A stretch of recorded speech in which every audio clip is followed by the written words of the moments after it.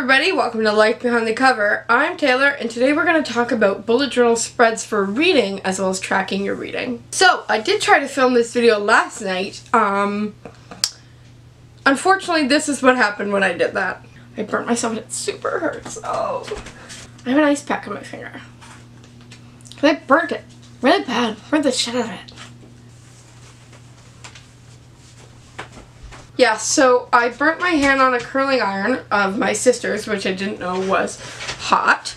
And I had already set everything up. And so, do you mind? So last night I went into my sister's room really quickly and I put my hand down in her vanity and she had her curling iron on and I didn't realize it. So I burnt just like the side of my finger, which like I'm fine, but it hurt super bad and I had to like hold a ice pack all night, like until 5 in the morning. I would like wake up and like switch ice packs out. So I don't know what it was in me to tell me that I should continue to try to film, but when I tried to edit them, I realized that I look crazy and in pain. So I'm going to refilm this today with hopefully better results. So, like I said, we're going to talk about bullet journal spreads and using them to track your reading. I think that it's important to talk about using Goodreads because I think that's the #1 place that people use to track their reading. Goodreads is an amazing app.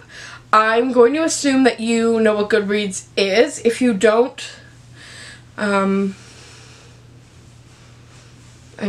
don't know where you've been. You can track your reading. It will even tell you if you've been tracking for a year and you have a year goal.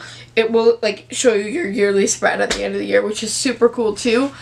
I love Goodreads. I'm not saying you shouldn't track on Goodreads. I like to do this stuff with Goodreads.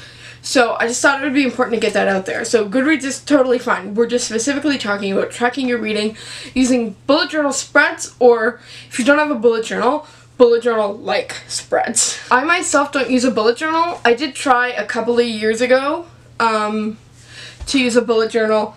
I didn't really keep up with it. I don't know, I didn't keep up with it. I didn't think that I needed something daily to be like So these spreads are things that I don't have in a bullet journal. I have them on like a loose leaf piece of paper and I just pull them out all the time, or you can put them up on the wall however you want. So that's how I do it. So you don't need a bullet journal to do this. So I have spreads that can work for yearly reading tracking, monthly reading tracking, and then weekly and daily. And some of them can be used for monthly or just daily. So utilize everything you see here in the way that works for you. So I'm going to start with yearly. It's the biggest. I'm going to pull it out and show it to you here, but I'm also going to put a picture over my face so that you can see exactly what I mean in more detail. So this is my personal Read in 2020 book list. You can see that I made a bookshelf. This is the single most common way that I've seen people do it. I did not specifically copy this. That said, I've seen so many online, so I did take inspiration from them. Not anywhere in particular though. That said, I wanted to read 50 books, so that's how many books I have on my shelf.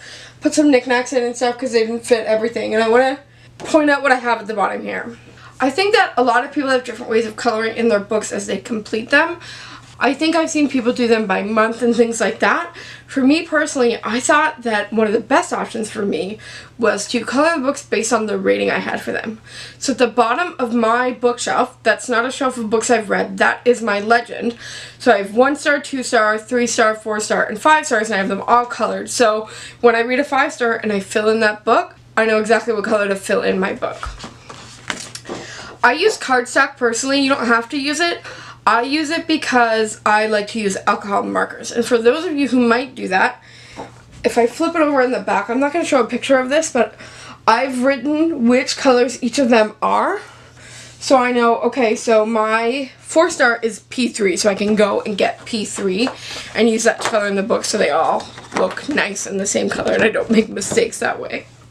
This is the first year that I've done tracking yearly and done it in a bookshelf form like this. I've really been enjoying it lately. #1, I like, what am I doing? #1, I like filling everything out and seeing how my progress is towards my goal, which is again 50 books in the year. It makes you feel like you're checking a box, I think. But I also just like to be able to look at like everything I read in the year. I'm really excited to see at the end of the year what it looks like. I hope I'm going to see mostly 5 stars. So far, I think I'm mostly 4, which is not bad. It's not bad. My next spread I'm going to show you is the one I do for reading monthly. This is how I personally do it. I've seen a couple things online, but I didn't see anything exactly to how I wanted it, so I kind of created my own. So I'm going to show you it. April was the first month I did this in, and I found that I really, really like it. I think that this just has more details than the yearly one, so I like being able to go through them 1 month at a time. So this is my April one. It was Eastery themed. I don't like how it looks, so I'm not going to show you a lot of it, frankly.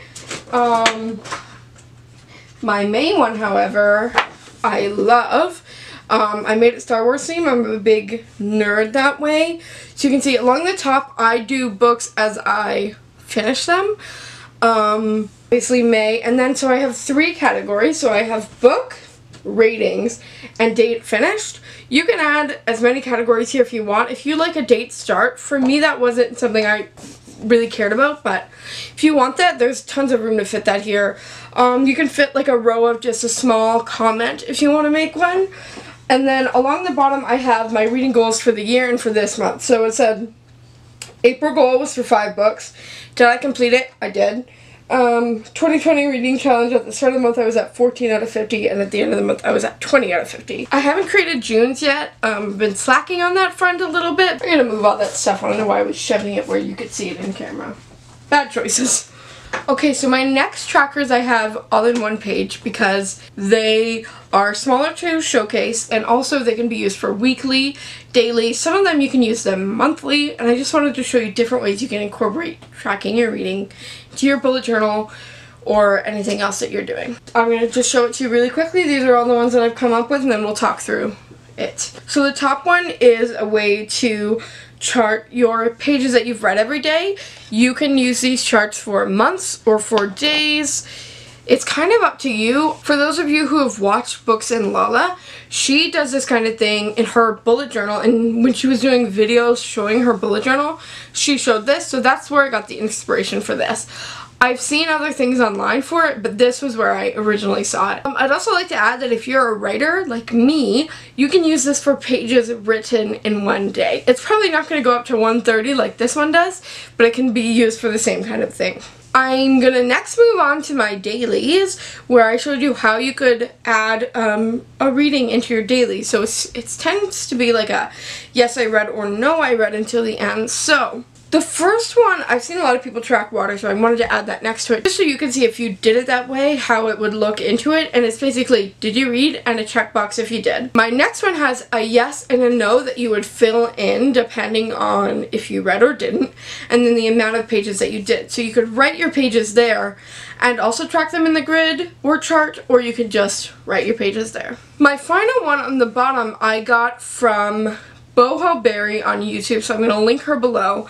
She usually does her dailies with this, like, it's not like a clock, but she like tracks what she's doing at every hour of the day. So you could track what times you were reading most with that one, and on top of that you could also implement any of the other things that I put on the other ones with the yes or no in the pages.